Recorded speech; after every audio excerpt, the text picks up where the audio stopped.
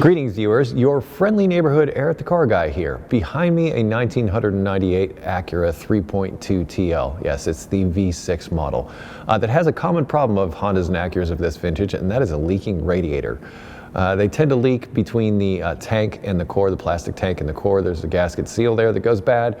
Coolant leaks out, you get overheats, you get all kinds of other silly cooling system issues as a result. This is a 1998 3.2 TL. However, the information in this video can also be used for the second generation Acura Legend and also the Acura RL with the same 3.2 and 3.5 liter engines respectively. So this radiator replacement video will apply to many vehicles besides what you see before you here today. But I'm going to get started replacing this here radiator by draining the coolant. This hood has a problem with the hood struts, and as Ed China would say, I have a top tip for you on that. Now, I only advise doing this on vehicles where you know the hood struts are already bad, but I take a small pair of vice grips, stick it right on the bottom part of the strut, and that holds the hood up. The reason why I say only do this on vehicles that you know the hood struts have already perished on is because the jaws will make indentations on that metal, and as a result what it will cause is the seals inside the existing struts to fail. So if they've already failed, so what? But if not, then you could be causing more problems. Next, I'm going to raise the vehicle up and support it with jack stands.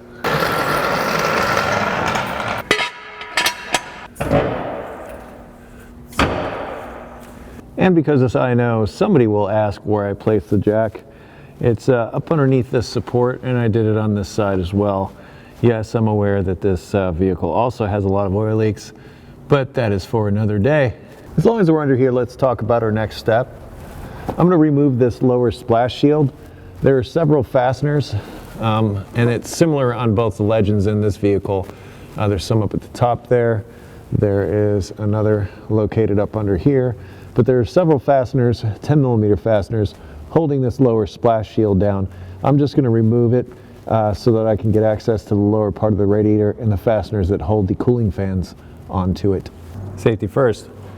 I'm going to be using my 3/8 impact with a 10mm swivel to knock these out in a expedited fashion.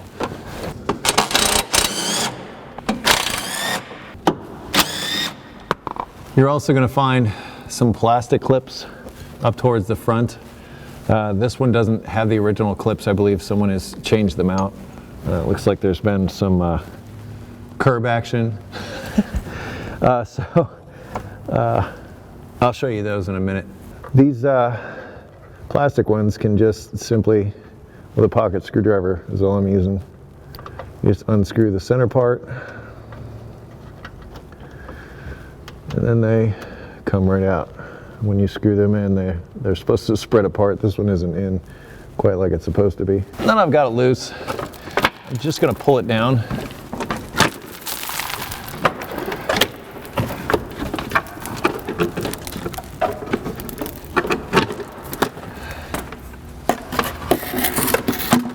Now I've got all kinds of access to all the stuff on the bottom of the radiator.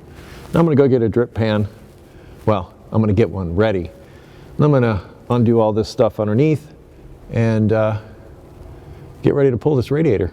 Okay, here's the lower part of the radiator. There's the petcock that you're going to need to open up in order to drain it out.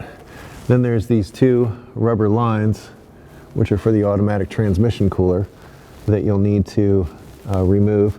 And also there are several fasteners for the cooling fans. In addition to that, there's a few connections for this wiring harness. You see this little plastic thing here that also need to be disconnected, and both cooling fans. Here's the electrical connection for this one. There's the electrical connection for the other one, and also for the coolant temperature sensor, or actually no, this is the fan switch that turns the fans on and off. This needs to be broken loose, but don't remove it because you'll need to transfer this over to the new radiator. But these I just use hose clamps on, and the cooling fan connections I can just simply unplug those. Here are the tools that I'm going to be using for this part of my venture. A pair of channel locks to knock the lower cooling hose loose, a large pair of angle pliers to do with the large clamp on the lower radiator hose, also some angle pliers to undo some of those plastic clips that I talked about, a 10mm gear wrench, a couple of spark plugs, and these little rubber ends I actually got off of my new radiator, and I'm going to use those to block off the automatic transmission connections, cooler line connections to the radiator so that it doesn't bleed out while I'm doing my work. I'm going to start by disconnecting the fan switch, and I neglected to mention in my list of tools about this 7/8 wrench. This will just knock this loose, and don't take this all the way out, just knock it loose like that. Here's a cooling fan connection, disconnecting here. Normally you can sort of see where this clip is supposed to go. It should be clipped in, it's not. It's kind of our friend since it isn't. Then we have the other cooling fan connection. There we go.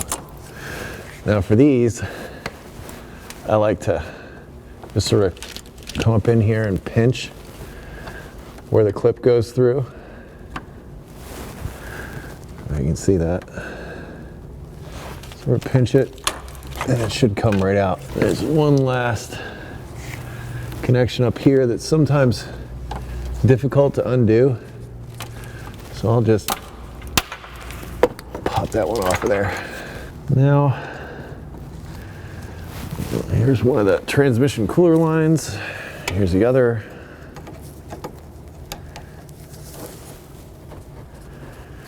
I'm just going to get those ready.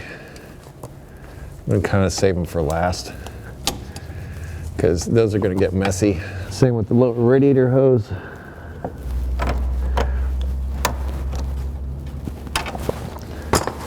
This is why I brought the channel locks. That just knocks that loose.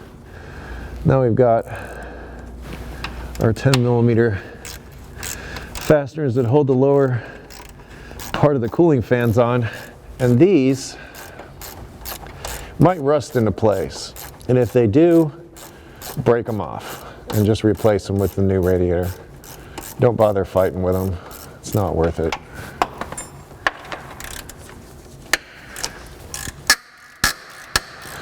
You might consider a little bit of junk in my eye, despite the safety glasses. This is why I recommend wearing them.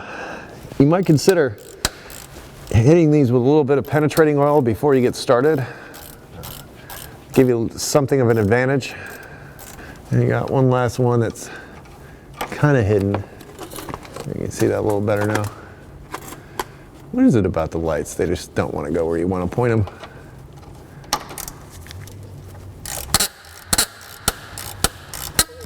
Yay, they all came loose. That is awesome. All right, there's just those 4 fasteners. But what I also do is, you see this little clip for this hose?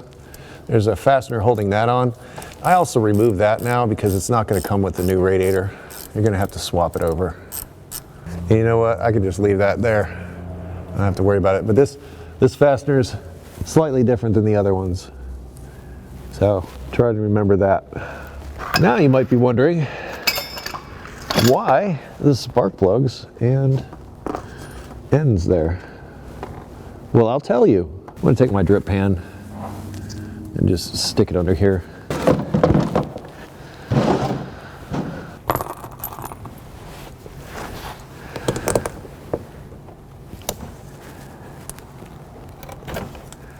Here's the spark plug part. And the other part. And then here's something, another top tip for you. Put the clamp on the spark plug. If not, and that spark plug falls out, it starts going everywhere. It gets messy. It's not fun. I'm speaking from experience here. Wasn't paying attention once, knocked a spark plug out. Automatic transmission fluid everywhere.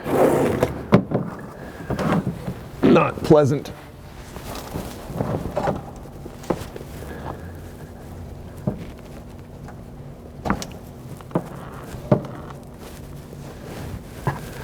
Almost got it in the drip pan. All right, now that everything's disconnected and such, I'm gonna open, yes, I know, it's fun to say, petcock. If you have trouble getting this open, get the channel locks out, knock it loose. But this, the reason why I started down here is so this can drain while we go to work up top, which we're gonna do next.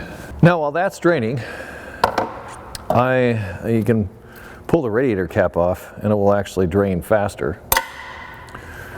And you've got your overflow hose, which in this case come off easily. Also the upper mounts for the air cleaner housing. There's a 10 millimeter here and 10 millimeter here, and a hose clamp here, and also here.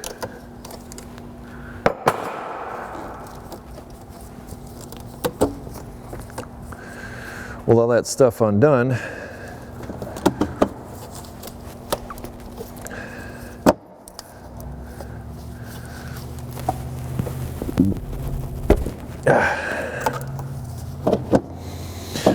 I should be able to lift this right up out of here and set it aside. Yeah, that air filter's ugly. I know. All right. This upper radiator hose has a different type of clamp.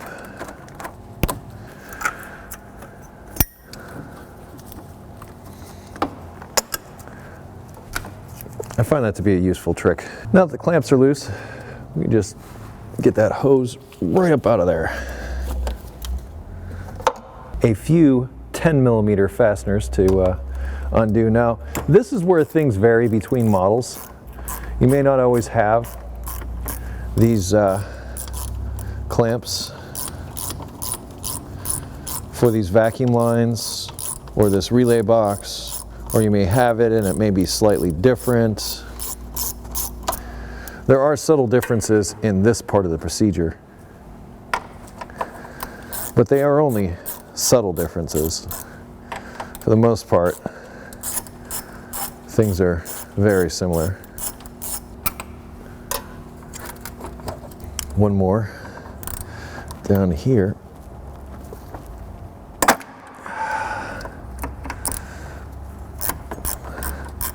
If that hadn't have come loose, I would have gotten my impact. Whenever you got something that's stuck, I like to use an impact. An impact is kind of the way to go.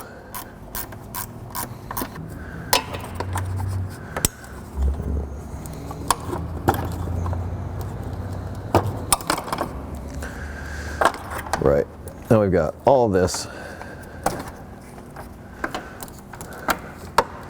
that can kind of go somewhere else for now. Just tell it, just be like, look, I got stuff to do. Y'all go somewhere else for now. All right, upper radiator, you got 4 fasteners along the top here. 4 of the cooling fans.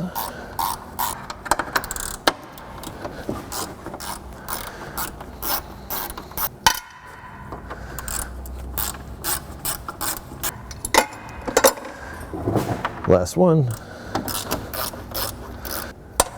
Now that the cooling fans are all loose, you can just lift them on up out of here. Watch out for these vacuum lines.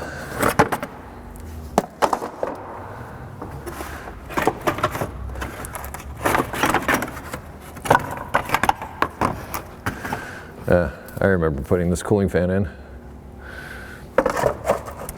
And look at that. Pretty much got our radiator here now. Now to expedite the process of draining, I'm just going to move my catch pan over and remove the lower radiator hose. Already knocked it loose.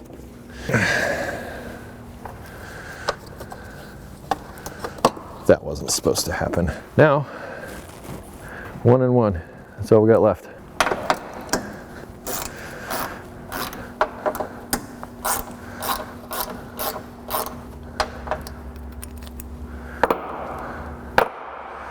Now that the upper mounts are detached, we can just lift this oven up out of here. And there will be rubber ends on the bottom here.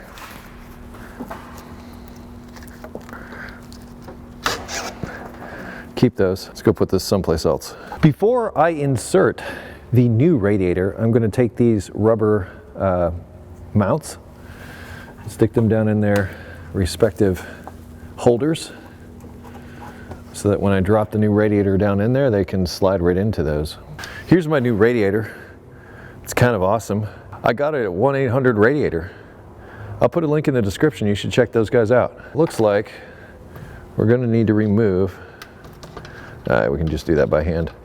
There's a little plug down here we're going to need to remove for that fan switch. Also, another thing to do when you install a new radiator, just twist the petcock, make sure it's tight. Also check to see if these transmission cooler lines are also tight. Sometimes they're loose. If you check it now, you won't have to worry about leaks later. Just drop it right down in to those rubber mounts that you just, well, to give you some idea what you're trying to do here. See these pegs right here? Those pegs are what you're trying to insert the radiator. Well, those pegs are what you're trying to guide into those mounts. You might have to move it around a little bit to get it in just the right spot. There you go. When it's home, you'll know. And really, from here on out, just kind of the opposite of what you did to get it out of there.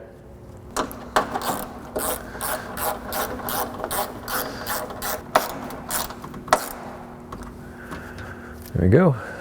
Nice and secure. I'm going to reconnect the lower radiator hose, but not the clamp. I can do that when I'm back underneath there. You want that to be over or under the harness, like I have it there.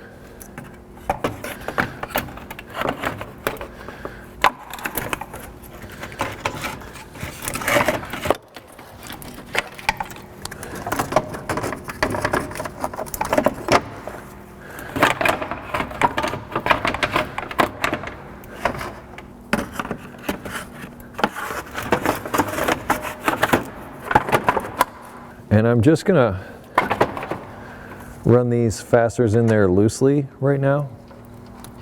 I'm not gonna run them all the way in yet.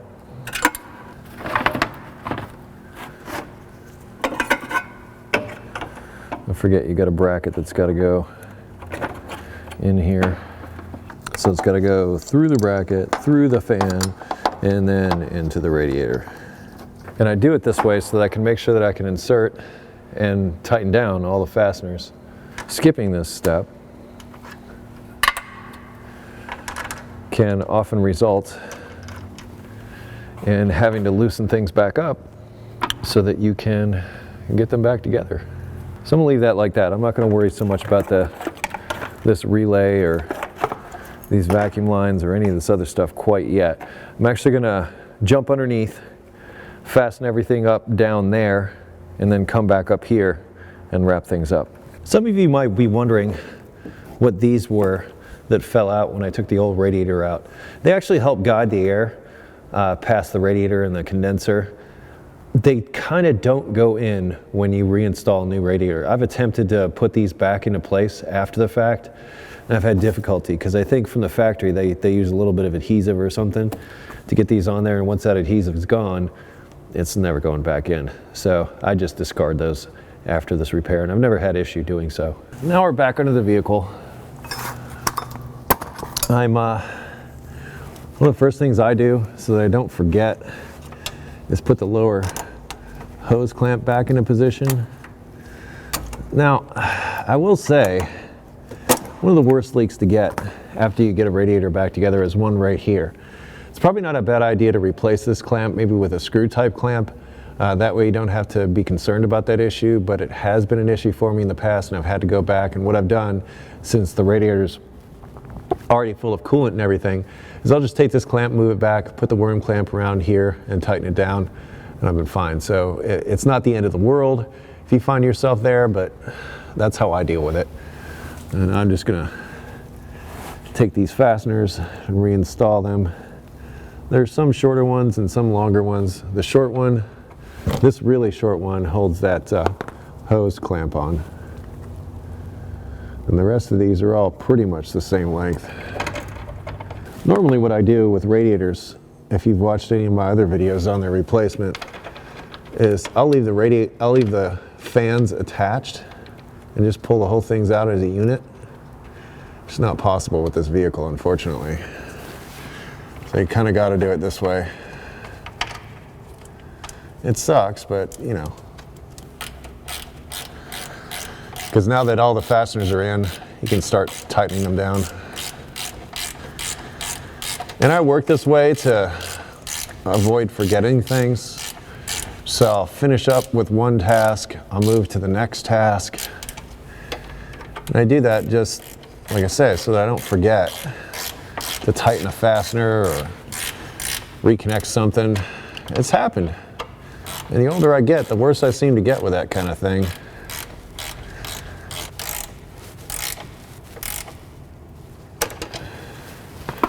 Right, now, just gonna remove that plug for the fan switch. Sometimes when I forgot to do it, there's a little O-ring here. Sometimes I'll put a little silicone on that before I install it. And that'll help sort of lubricate it when I tighten it up that last little bit. Fan, hook that up, hook the switch back up. I do all my electrical connections now and the other connections to them. Now for transmission lines, start with this one.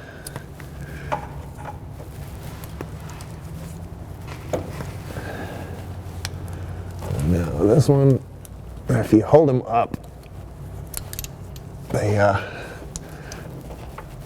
ooh, forgot about that hose clamp. Silly me. There we are. I also forgot to put this one down on the spark plug. Last fastener, this bracket. Now I'm going to leave the splash shield off until I've got it all filled up.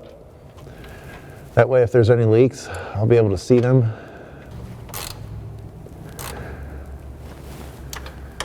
Awesome.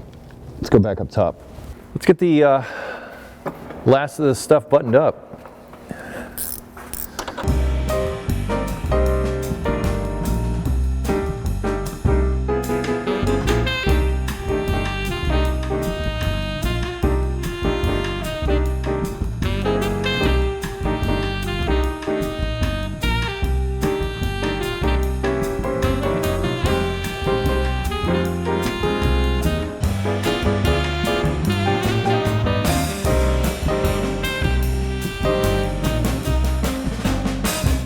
Now I'll top off the coolant using my trusty spill-free funnel. I'll put links in the description to tools and stuff. I'm also going to come over here and crack open this bleeder. With the bleeder open, it actually makes filling the system a lot easier. And then of course, when it's full, it will come out the bleeder valve. This is a 50-50 premix, by the way. Also, having the front end of the vehicle up when you do this is helpful. It lets all the air come to the highest point. Still going to follow the bleeding procedure. There'll be a link in the description to that.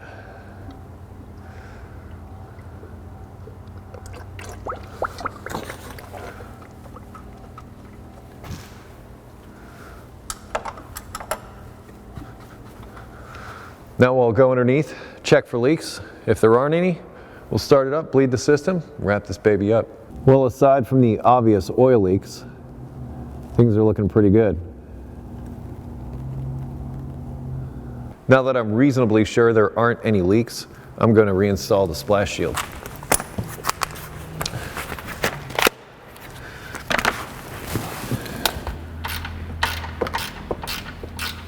Now I'll drop it down and get it off the jack stands.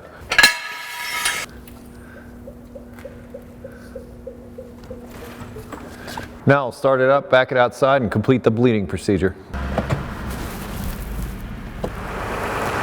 Now you might consider replacing the radiator cap also, but I prefer Honda caps, and this one looks just fine, so I'm just going to reuse it.